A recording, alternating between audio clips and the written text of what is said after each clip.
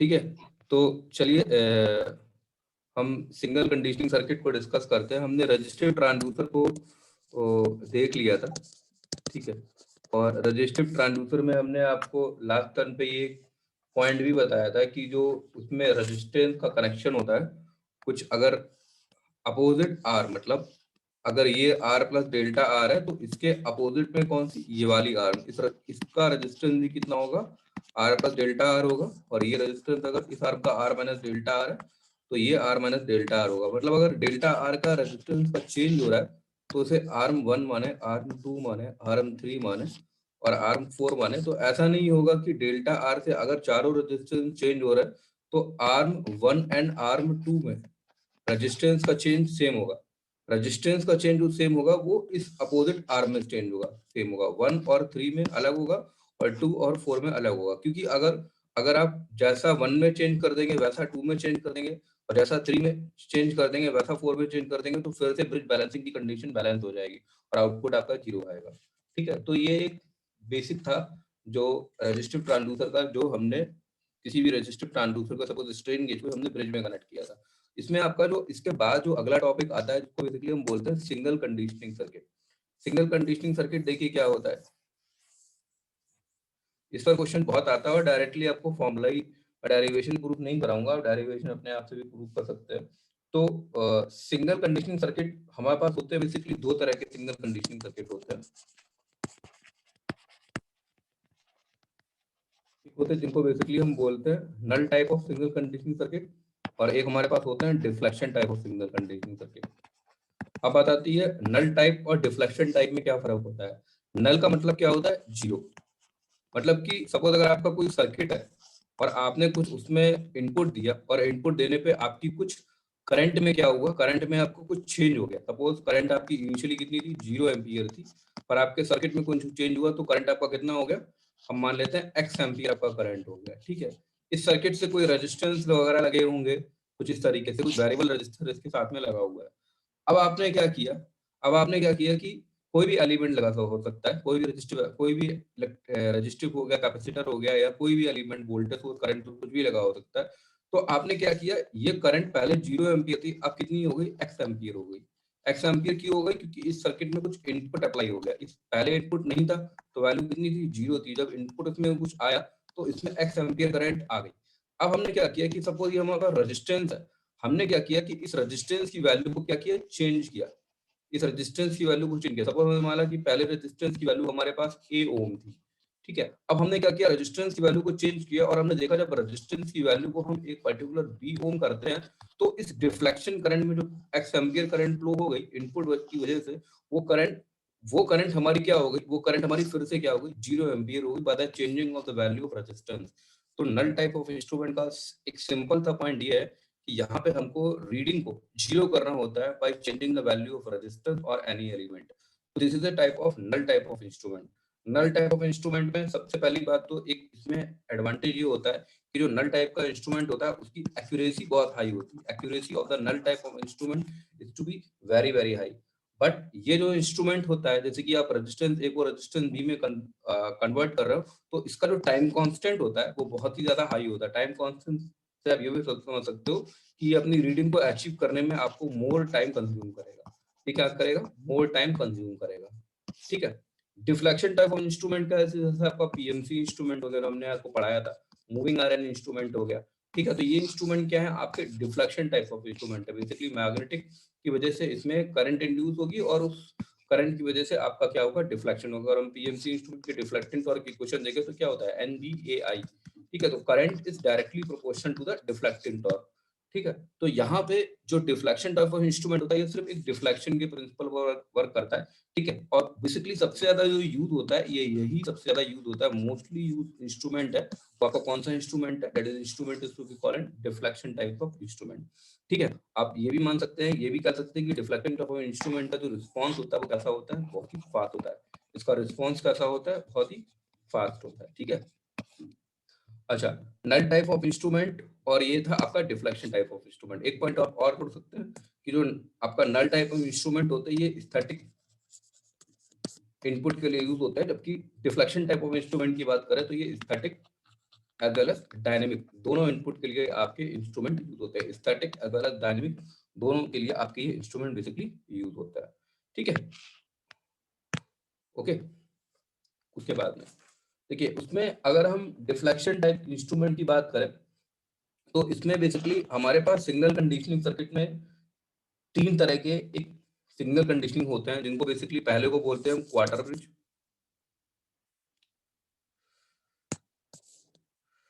एक को बोलते हैं हम क्वार्टर ब्रिज, क्वार्टर ब्रिज, दूसरे को बोलते हैं हम हाफ ब्रिज, एक होता है हमारे पास हाफ ब्रिज, ठीक है, और तीसरे को बोलते हैं हम फुल ब्रिज, फुल ब्रिज। ठीक है, तो तीन तरह के सिग्नल कंडीशनिंग होते हैं, one quarter bridge, half bridge and आपका फुल ब्रिज। अब इन ब्रिज को हम कंटिन्यूसली वन बाय वन आपको बताएंगे, हम इसका फॉर्मूला प्रूफ नहीं करेंगे, वो आप अपने आप से प्रूफ कर लीजिएगा। ठीक है, तो सबसे पहले हम डिजाइन करते हैं quarter bridge, you have to be in quarter bridge. ठीक है, ये आपसे हो सकता है कि मैं एंड सेमेस्टर में या फिर क्या कहते हैं एग्जाम में आपके आ सकता है, एक्चुअल में इज वेरी इंपॉर्टेंट, और इसके बेसिस पे आपको बहुत जगह न्यूमेरिकल भी देखने को मिलेगा जब क्वार्टर ब्रिज में आपका क्वेश्चन आता है। तो इसका मतलब है आपका हेडिंग क्या है, क्वार्टर ब्रिज।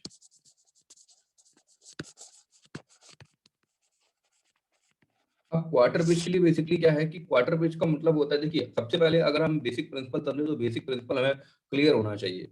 ये हमारे पास क्या है कि एक इस तरीके से हमारे पास एक स्ट्रेन गेज हमारे पास रखा है, किसी कोई पर्टिकुलर एक बीम है, इस एक टाइप ऑफ कैंटिलीवर बीम मान सकते हो। कैंटिलीवर बीम क्या होती है, एक पॉइंट पे फिक्स होती है, एक पॉइंट पे फ्री होता है, it is a type of cantilever beam.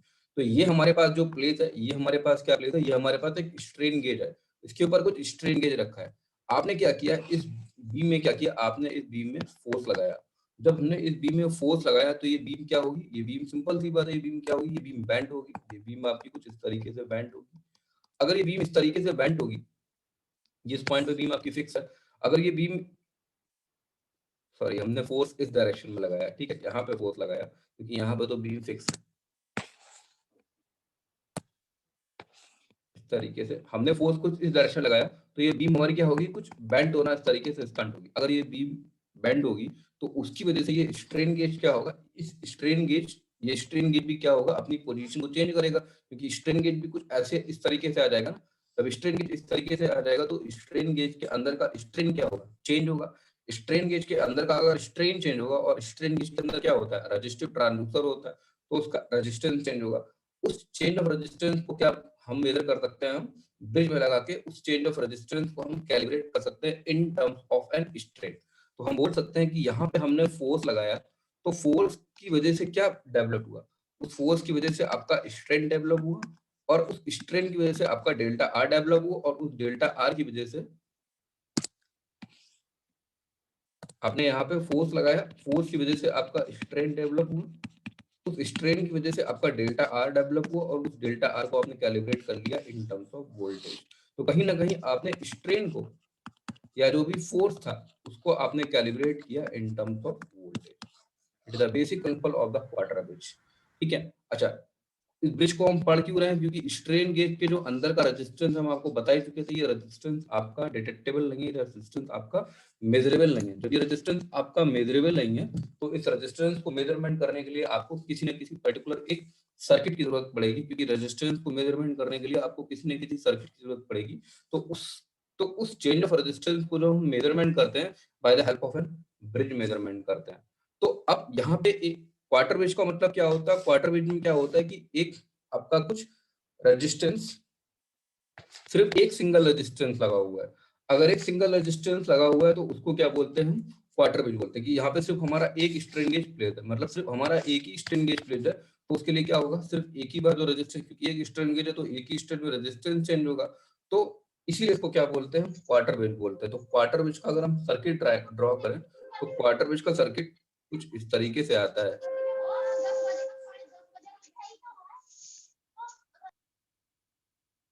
Priyanka रानी,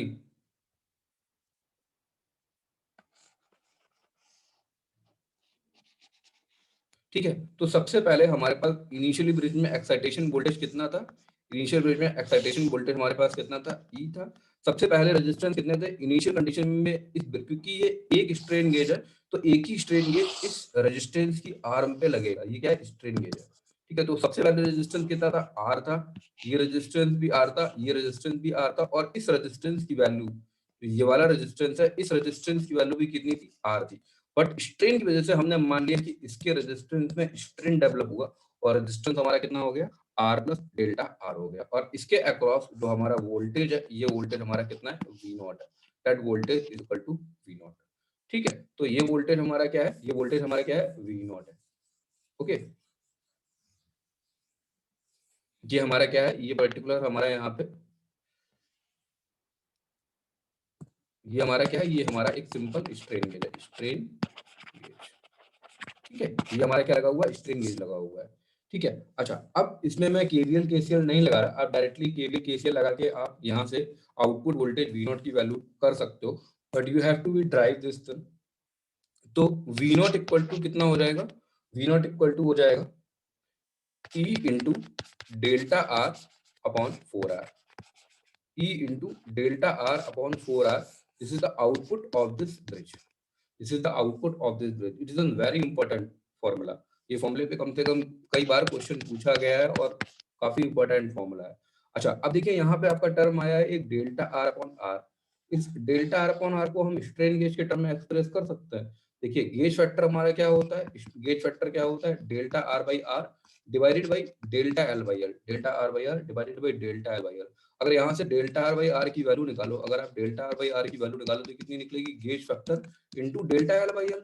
और डेल्टा एल बाई एल क्या होता है, आपने पढ़ा है स्ट्रेन होता है ना, इसको क्या बोलेंगे स्ट्रेन, स्ट्रेन क्या होता है, change in length upon actual length. तो आउटपुट वोल्टेज कितना आ जाएगा, आउटपुट वोल्टेज आ जाएगा 1/4 into excitation voltage into gauge factor into strain.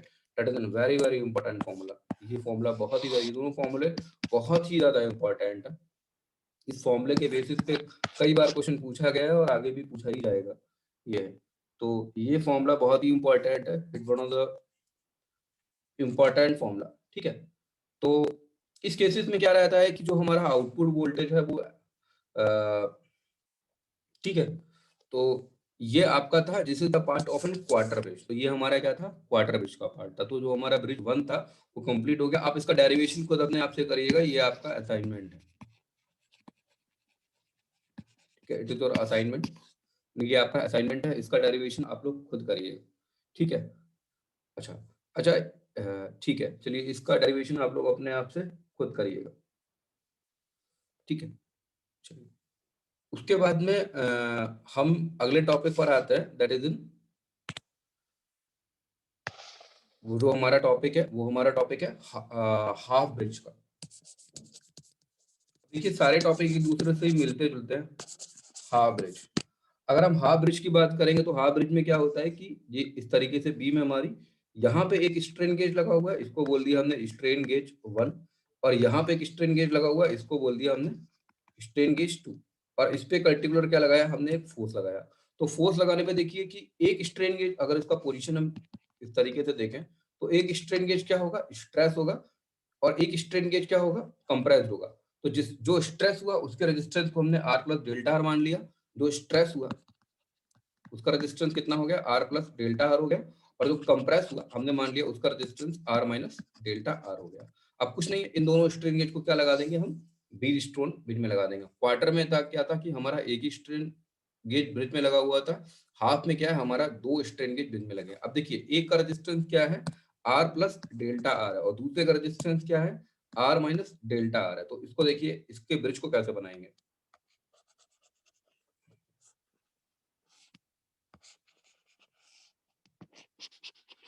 ठीक है। ये हमने मान लिया कि ये हमारा इनिशियल रेजिस्टेंस आर था और ये रेजिस्टेंस आर था। अब देखिए ये रेजिस्टेंस कितना हो गया आपका, ये रेजिस्टेंस हो गया आपका आर प्लस डेल्टा आर। अब देखिए आर माइनस डेल्टा आर किधर लगाएंगे, अगर हम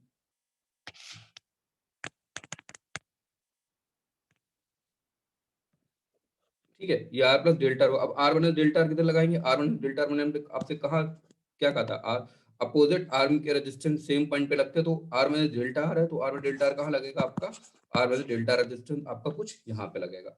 ये क्या है आपका एक्साइटेशन वोल्टेज है, इसको हमने बोल दिया ई, और ये क्या है, करस्पॉन्डिंग वोल्टेज आपका क्या है, V0। अगर यहाँ से हम आउटपुट वोल्टेज की वैल्यू निकालें तो आउटपुट वोल्टेज हमारा आप कितना आता है, E/2 into delta R/R। This is your output voltage for an half bridge. और अगर हम गेज फैक्टर के टर्म में इसको एक्सप्रेस करना चाहते हैं तो हम आउटपुट वोल्टेज लिख सकते हैं 1/2 into excitation voltage into gauge factor into strain. ठीक है, तो ये आपका फाइनली इसका हाफ ब्रिज का आ गया आपका output voltage. It is an output voltage of an half bridge. ठीक है, ये आपका हाफ ब्रिज का आउटपुट वोल्टेज आ गया। ये आपको ध्यान रखना है, हाफ होगा तो कितना होगा, 1/2 होगा, क्वार्टर होगा तो कितना होगा, 1/4 होगा। तो जब भी अगर न्यूमेरिकल इस तरीके का है तो ये देख लीजिएगा कि स्ट्रेन गेज में कितने रेजिस्टेंस लगे हुए हैं। ठीक है, इसके बाद में हम लोग चलते हैं that is last topic, this is full bridge. Full bridge में क्या होगा कि इस तरीके से स्ट्रेन गेज लगा हुआ है, यहाँ ये कैंटिलीवर भी एक स्ट्रेन गेज यहाँ पे रखा है, फिर एक स्ट्रेन गेज यहाँ पे रखा है, एक स्ट्रेन गेज इस तरीके से, ये स्ट्रेन गेज नंबर 1 है, स्ट्रेन गेज नंबर 2 है, स्ट्रेन गेज नंबर 3 है, स्ट्रेन गेज नंबर 4 है। तो दो क्या होंगे, दो स्ट्रेन गेज, मतलब आपके इसमें टोटल 4 स्ट्रेन गेज है ना, तो 4 में से टोटल आपके कितने स्ट्रेन गेज है, 4 है। तो 4 में से दो क्या होंगे, दो आपके स्ट्रेन होंगे और दो क्या होंगे, आपके कंप्रेस होंगे। जो स्ट्रेन होंगे उनका रेजिस्टेंस कितना होगा, R प्लस डेल्टा R होगा, और जो कंप्रेस होंगे उनका रेजिस्टेंस कितना होगा, R माइनस डेल्टा R होगा। अब देखिए यहाँ पे सर्किट डिजाइन करिए, डायरेक्टली मैं इस तरीके से बनाता हूँ। ठीक है, ये मेरा एक्साइटेशन वोल्टेज है, ठीक है, और ये मेरा कुछ परसेंट आउटपुट वोल्टेज है। ये ब्रांच 1 है, ये ब्रांच 2 है, ये ब्रांच 3 है, और ये ब्रांच कितनी है, 4 है। अब देखिए R plus delta R resistance आपको बता चुका हूँ, अपोजिट आर्म पे रेजिस्टेंस क्या लगता है, सेम लगता है। तो देखिए R प्लस डेल्टा रेजिस्टेंस क्या लगेगा, यहाँ लगेगा, और R प्लस डेल्टा कहाँ लगेगा, आपका इस तीसरी वाली R पर क्या लगेगा, R प्लस डेल्टा R लगेगा। ठीक है, उसी तरीके से R बटे डेल्टा R कहाँ लगेगा, R बटे डेल्टा R आपका कुछ यहाँ लगेगा। ठीक है, और आपका 4 पॉइंट पे क्या लगेगा, R माइनस डेल्टा R लगेगा। ठीक है, this is R minus delta R। अब देखिए 1 और 3 में हमारा क्या लग गया, 1 और 3 में हमारा कौन सा लगा, R प्लस डेल्टा R लगा। ऐसा कोई जनरल नहीं है, और 1 और 3 में R माइनस डेल्टा R भी लगा सकते हैं, पर 1 और 3 का जो रेजिस्टेंस है वो हमेशा क्या होना चाहिए, इक्वल हो जाए, क्योंकि ये दोनों क्या है, अपोजिट R में। उसी तरीके से हम 2 एंड 4 में देखें तो मैंने क्या लगाया, R माइनस डेल्टा R लगाया है। तो 2 एंड 4 में आप R प्लस डेल्टा R भी लगा सकते हो, बस कंडीशन ये है कि 2 और 4 का रेजिस्टेंस क्या होना चाहिए, बराबर होना चाहिए। ठीक है, तो इस तरीके से आप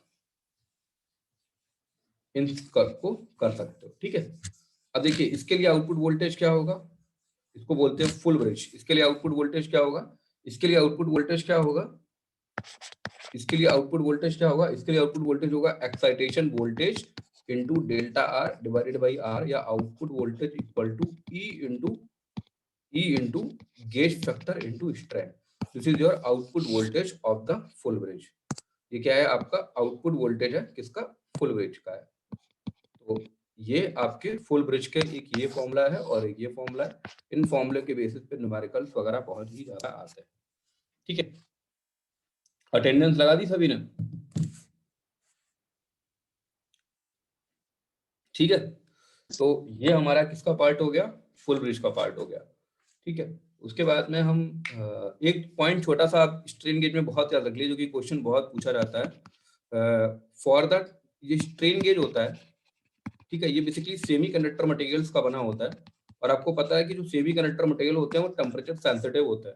तो टेम्परेचर की वजह से क्या होता है कि अगर आपको पता है कि जो सेमी कंडक्टर होता है वो negative temperature coefficient of the resistance होता है। ठीक है, इंट्रिंसिक और एक्सट्रिंसिक की बात अलग, अगर एक्सट्रिंसिक की बात करेंगे तो negative temperature coefficient of the resistance होता है। तो उस negative temperature coefficient of resistance का मतलब क्या होगा कि टेम्परेचर की वैल्यू पे रेजिस्टेंस घट रहा है, यानी कि कुल मिला के हम बोल सकते हैं सेमी कंडक्टर मटेरियल का टेम्परेचर की वजह से रेजिस्टेंस चेंज होता है। और जो हमारा स्ट्रेन गेज है सेमी कंडक्टर मटेरियल्स का बना हुआ, अगर टेम्परेचर इसमें की वजह से जब रेजिस्टेंस चेंज होगा तो, और एक रेजिस्टेंस चेंज हो रहा है हमारा स्ट्रेन की वजह से, तो टेम्परेचर की वजह से जो रेजिस्टेंस चेंज हुआ ये हमारा क्या है, एक तरीके का एरर। ठीक है, एक तरीके का एरर है। तो इसी एरर को कम करने के लिए हम एक डमी स्ट्रेन गेज का यूज करते हैं। ठीक है, इसके लिए हम क्या यूज करते हैं, एक डमी स्ट्रेन गेज का यूज करते हैं, जो कि जो डमी स्ट्रेन गेज होता है उसकी प्रॉपर्टी नॉर्मल स्ट्रेन गेज के कंपैरिजन में टोटली डिफरेंट होती है। ठीक है। बट ये स्ट्रेन गेज क्या करता है कि उसके कुछ इस तरीके से पैरेलल में लगता है कि जितना रेजिस्टेंस इसमें चेंज हुआ उतना ही रेजिस्टेंस इसमें चेंज होगा टेम्परेचर की वजह से, तो कुल मिला के दोनों का रेजिस्टेंस एक दूसरे से नलीफाई हो जाता है। तो यहाँ पे मैं आपको एक सिंपल एक पॉइंट ये एक्सप्लेन करना चाहता हूँ कि ये क्वेश्चन बहुत बार पूछा गया है और ये पीएसयू वगैरह में बहुत पूछा भी जाता है। ये क्वेश्चन ये है कि for the temperature compensation, for the temperature compensation, for the temperature compensation आप लिख सकते हैं used dummy strain gauge, use dummy strain gauge. ये आप डमी वर्ड याद रखिएगा, this word dummy strain gauge, ये बहुत ही इंपॉर्टेंट वर्ड है, dummy strain gauge for the strain gauge. हाँ, स्ट्रेन गेज के लिए हम डमी स्ट्रेन गेज को यूज, आप सिंपल डमी टेम्परेचर का अगर कोई भी वर्ड है आप समझ जाइएगा, डमी स्ट्रेन गेज से रिलेटेड को टेम्परेचर कंपनसेशन से रिलेटेड क्वेश्चन पूछ रहा है। ठीक है, तो चलिए हम क्लास को यही फिनिश करते हैं। आपको